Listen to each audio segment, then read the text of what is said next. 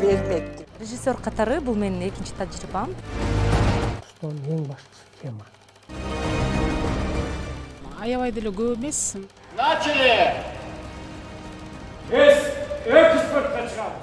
Поезддин келиши тарыхтагы эң биринчи тасма болуп эсептелинет. Аталган тасма 1895 бир тууган Дюмерлер тарабынан тартылган.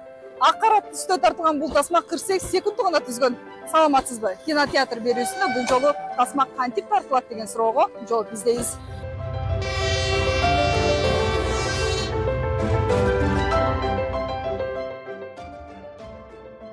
Арадан 60 жыл өтүп кино тартуу искусствосу Кыргызстанга келип жетти. 1955 жылы режиссер Василий Пронин Мосфильм менен биргеликте алгачкы салтанат көркөм тасмасын тартты. Бул тасма Мосфильм менен бирге тартылгандыгына карабай Кыргызстандын алгачкы тасмасы катары эсептелинет. Анткени биринчи жолу кыргыз актерлору тасмада роль жаратышып, кино аламына олуттуу кадам ташташкан эле.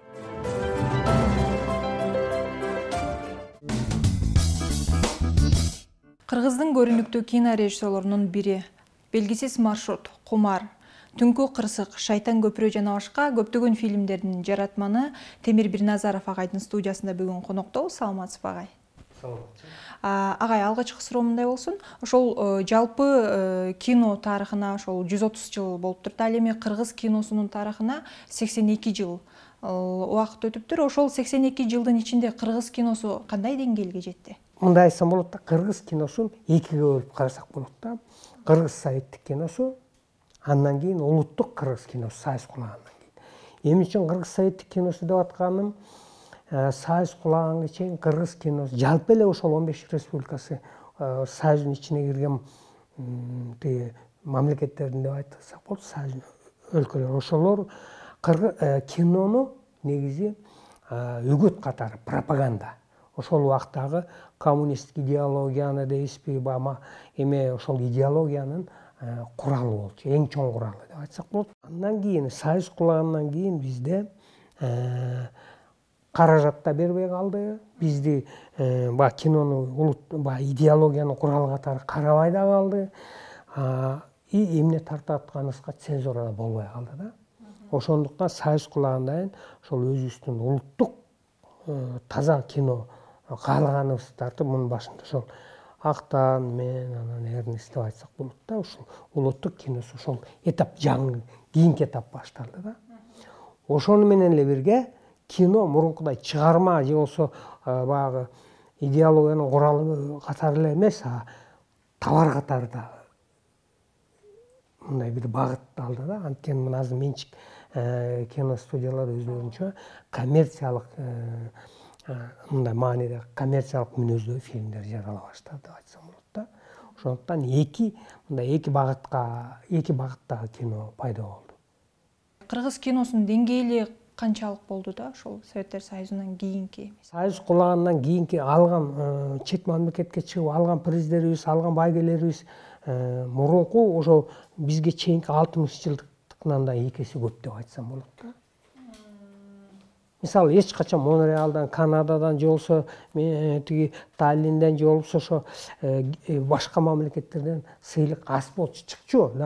Болот эле, мисалы, Шамшиевдин кыска метраждуу фильми Аберхаузенден алган, тоже А класстагы кыска метраждуу фильмдердин эң мындай көрүнүктүү, бирок бирин экин болчу да. А бизде азыркы учурда аябай көп мындай эме да. Байгелерге татыктуу болуп атат. Ошондуктан бизде мамлекет тарабынан булар көп ала берет экен байгени деген сыяктуу мындай бир эме болуп калды да, мындай көп маани бербей калышты да. Хотя мына бизде кыргыз киносу башка, мисалы Өзбекстанга, тиги эмеге караганда, Түркмөнстан, Өзбекстан, Тажикстанга караганда Кудайга шүгүр биздики аябай жакшы. Өзүбүздүн почерк, өзүбүздүн мындай эмелерибиз бар да. Киношкола, кино мектебибиз бар деп айтсам жаңылышпайм. Анан бизде жаштар дагы мыкты фильмдер жаратып атышат. Көп убакыт өттү, өзгөрүүлөр болду, кино тармагында дагычы өнүгүүлөр болду. Анан ошол өзгөрүүлөрдүн ичинде дагы мына жыл өткөн сайын адамда идея дагы өзгөрөт да, мисалычы. Азыр бүгүнкү кыргыз киносундагы кино режиссерлор азыр көбүнчө кандай мындай идеяларга мындай басым жасап атышат да, кандай темаларды көтөрүп атышат? Аябай жакшы суроо бердиңиз. Анткени мен да сабак берем да, балдарга өзүм жеке режиссуралык эмем бар, мастерская, чеберканам да, балдарды окутам да. Эң башкысы бул чыгармада китеп болобу же сүрөт болобу, кандай тармагы болбосун искусствонун эң башкысы тема. Канчалык деңгээлде ошол темага актуалдуу, канчалык деңгээлде адам баласына жакшылык алып келет, же каяка мындай бир эме кылат, багыттайт деген сыяктуу да. Ошондуктан тилекке каршы бизде тема тандаганда бир аз эме кылышат да. Көп мындай майда темага кирип кетишет. Анан болбой эле Айтматовго асыла беришет.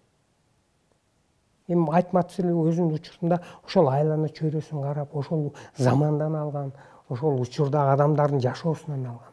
Ошон үчүн көп какшайм да, базарга чыккыла, Дордойго чыккыла, Ош базарына чыккыла, адамдардын тагдырын изучать эткиле.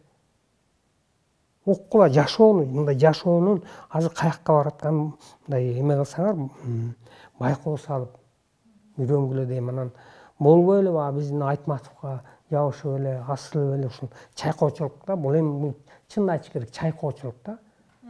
Өзүндө оюнда эчтеке жок, анан эле барып эле ошол Айтматовдун чыгармаларына асыла беришет. Билишет, что мамлекет Айтматовдун чыгармасын алса, мамлекет унчукпайт, эч ким сындабайт, каражат таап берет.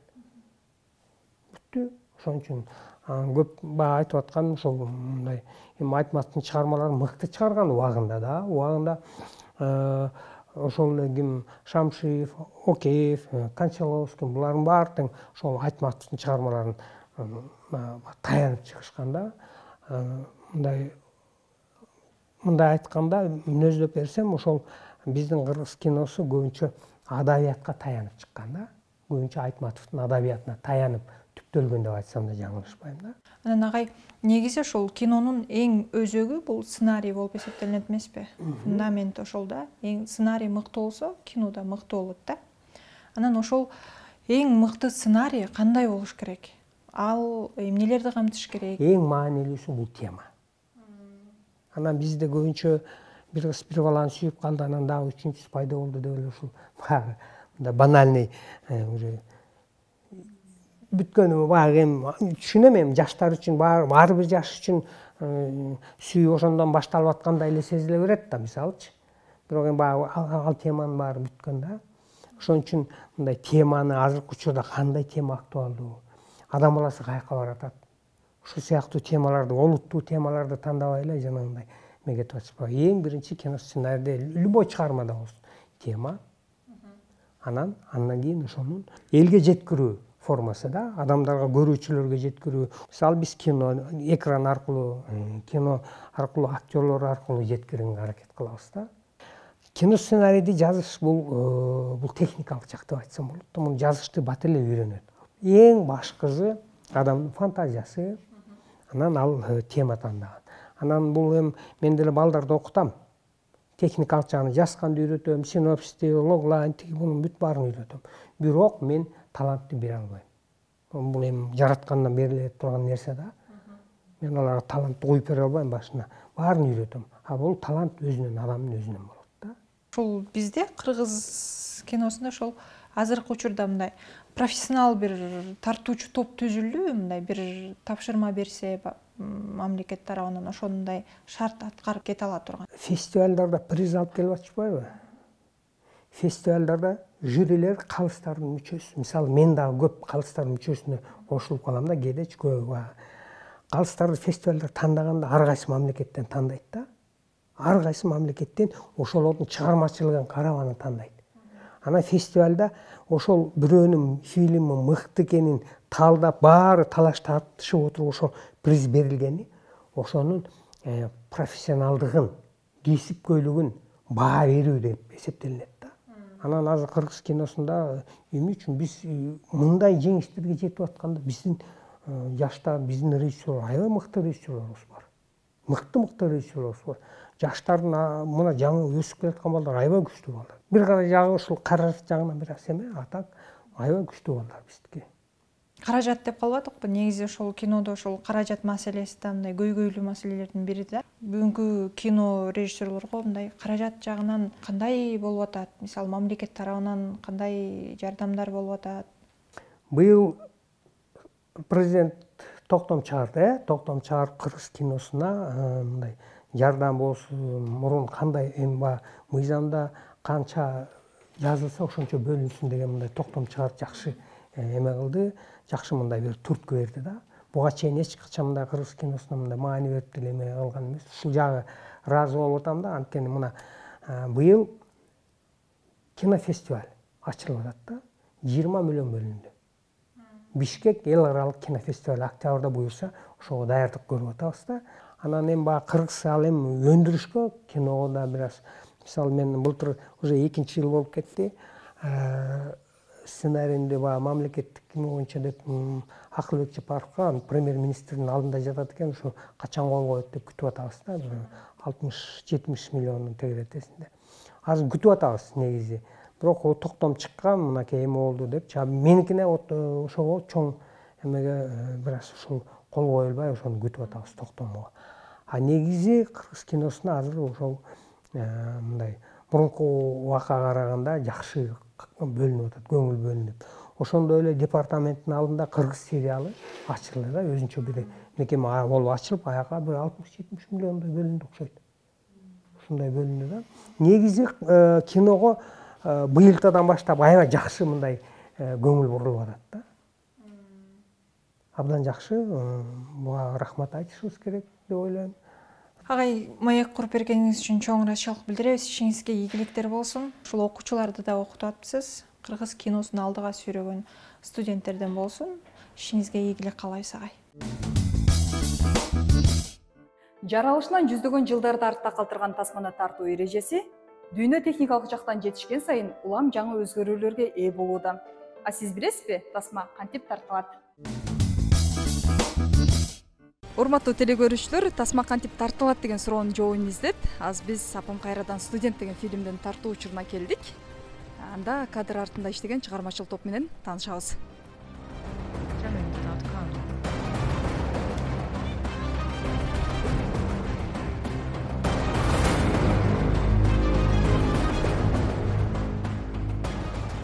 Режиссер катары бул менин экинчи тажрыйбам. Биринчи жолу научно-документальный фильмде режиссер болгом. Бул болсо көркөм фильм, полнометражный фильм, анан бул биринчи жолу режиссировать этип атам. Башкы ролдо негизи 43 жаштагы аял жөнүндө. Ал Малисында 20 жылдан бери бир заводдо иштеп, айтор жашоосу бир калыптанып калганда, анан өзүн өзү аял катары, профессионал катары унутуп да койгон да эме. Анан Бишкекке келип магистратурага тапшырат, ошондо студенттик жашоосу башталат. Тишина, приготовились. И начали. Biz экспортқа шығамыз. Стратосфера ұшамыз.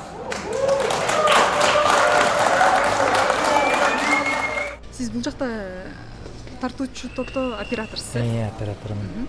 Буга чейин канча фильм тарттыңыз? Буга чейин полный метр бул биринчим. Ага чейин короткий метрлер, средний метрлер тартып жүргөн. Оператор болгондо сиз азыр аял режиссер менен иштешип атырсыз да, кандай өзгөчөлүктөр болот? Өзгөчөлүктөрү жакшы, башкача көз караш. Баягы аял затынын көз карашы бары бир эркектерден аябай эле бир топ айырма болот экен. Мисалы кылган мамилелери, сезимдүүлүгү, жада калса ошол ар бир образдын өңү, ар бир интерьер болобу, экстерьер болобу, ошол ар бир нерсеге мындай назик нерсени киргизгенди жакшы көрөт экен. Мага абдан жагып атат. Мен өзүм ошондой ачык, көп түстүү, түстөгү эме менен өңдөр менен иштеген жакшы көрөт. Азыр биз фильмдин тартуу учурундабыз. Башкарманды көрүп атабыз бул жактан. Анда башкарман менен кыскача маек куралы. Саламатсызбы? Саламатсыздарбы? Сиз буга чейин фильмге тартылдыңыз беле? Жок, бул биринчи жолу. Башкарман катары сиздин жашооңузга каарманыңыздын жашоосу окшош бекен? Окшоштуктар барбы? Окшоштуктары аябай деле көп эмес, эми аз бар. Дагы бир байкени көрүп атабыз. Ал эмне жумуш аткарат чогуу абдеде? Саламатсызбы? Саламатсызбы? Сиз тартуучу топто кандай кызмат аткарасыз? Мен фокус-пуллер, мен за резкость изображений жооп берем, жана диафрагма үчүн жооп берем. Коллегаларыма салам жолдойм баарына. Жакшы проекттерге чыга алып, жакшы Оскарларды ала алып.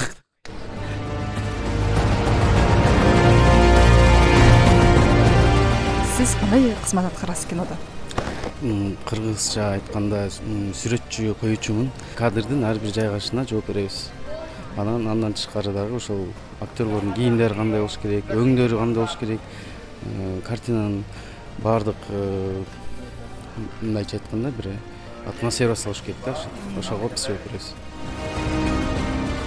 Тартуучу топто кимсиз? Мен актерлор боюнча ассистентмин. Кандай аткарышат экен? Турмуштагыдайбы же көбүрөөк театральный болуп кетишет экен сиздин байкооңузда? Мурда ушундай байкалчу да, көп учурлар театралдык бир кадамдар жасап же сөздөрдү, тексттерди ушундай айтуучу да. Азыр актерлор киного көбүрөөк ыктап, көбүрөөк көнүп калышыптыр деп байкап калдым. Мен деле аябай чоң тажрыйбам жок, бирок көргөнүм ошол. Кино тартуу учурунда дээрлик бош киши жок экен. Бул жактан актер байкебизди көрүп атабыз. Азыр аны менен да сүйлөшүп көрөлү. Саламатсызбы байке? Сиз бул тасмада кандай каармандын ролун жаратып атасыз? Бул тасмада өзү бир аппендичалыш, өзүнүн ойлогон ой, жакшылыкты ойлогон адам да. Бирок аныкы такырылы тескери болуп калган киши да. Анан бул өзү 85-теги чал. Ошо берекил окууга кызыккан, бир элге бир жакшылык кылайын деген ойлоп табуучулугу бар. Ошо жаштардан кем калбай иштейин, окуйун деген адам да. Анан мунун ойлогон ойлорунун баары эле тескери болуп барат кээде. Бүт элечи. Каяк болсо жаштардан калышпай иштейин, эмгектенейин деп жүргөн абышка билесиз. Ошондой каарман экен да сценарийинде.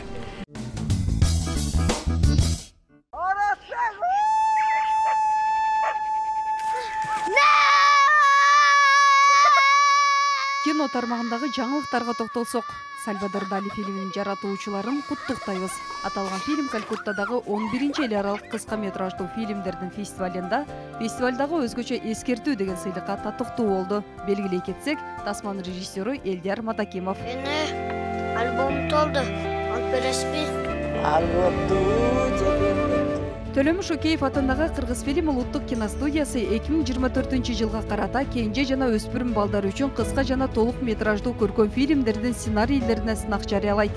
Балдарга арналган чыгармалар балдарды руханий жана улуттук баалуулуктарга, татыктуу билим алууга, мекенди, жаратылышты, эмгекти бири-бирин, ата-энени, мектепти жана мугалимди баалап, урматтап сүйө билүүгө, улутуна карабай ынтымакта, биримдикте, достукта болууга, айлана тегеректи, ааламды, ак менен караны аңдоого, жалпы адамзаттык асылдыкты баалоого, келечекке максат кое билүүгө жана башка ушул сыяктуу оң сапаттарга тарбиялоого багытталат. Кабыл алуу 2023-жылдын 1-августунда башталып, 29-сентябрга чейин уланат. Ошол эле Төлөмүш Шөкеев атындагы Кыргыз фильм улуттук киностудиясы 2024-жылдын тематикалык планына көркөм жана даректүү фильмдер үчүн сценарийлердин сынагын да жарыялайт. Кыска жана толук метраждуу көркөм фильмдер үчүн сценарийлердин сынагы биздин замандын каармандары деген багытта Кыргыз Республикасынын президенти Садыр Жапаровдун жалпы адамзаттык баалуулуктарды баалоо, тарбиялоо жана колдоо максатындагы кыргыз жараны түшүнүгүн калыптандыруу, жана жарандардын рухий жана адеп ахлактык өнүгүүсү жана дене тарбиясы жөнүндө аттуу жарлыктардын алкагында өтөт. Даректүү фильмдер үчүн сценарийлердин сынагы Кыргыз мамлекетинин 100 жылдыгына арналат. Толук метраждуу фильмдер 60, кыска метраждуу фильмдер 20 мүнөт болуусу керек. Кабыл алуу 2023-жылдын 1-августунда башталып, 2023-жылдын 6-октябрында токтойт. Кино бул жашоонун кызыктуу учкундарын кармай билүү, а кызыктуу учурлар жылдын 365 күнүндө тең бар. Демек, бул жаатта биз сөз кыла турчу темалар аябай көп. Бул түркүн кыялдуу кино ааламынан кездешүүнүн негизги себеби.